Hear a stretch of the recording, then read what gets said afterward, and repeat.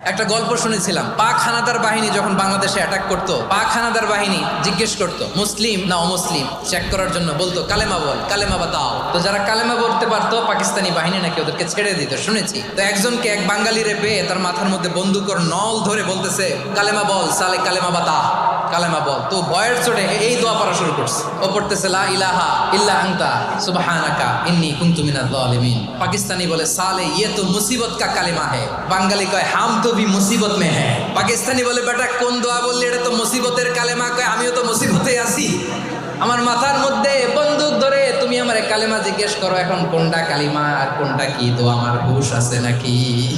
লা ইলাহা ইল্লা আনতা সুবহানাকা ইন্নী কুনতু মিনাজ জালিমিন। বিষ্ণুই বললেন দেয়ালে পিঠ থেকে গেলে, চোখে মুখে অন্ধকার, বাঁচার কোনো উপায় নাই, তখন এই দোয়াটা পড়তে হবে। এই দোয়া পড়ে আল্লাহর কাছে ফরিয়াদ করলে বিপদ মুক্ত করবেন কে?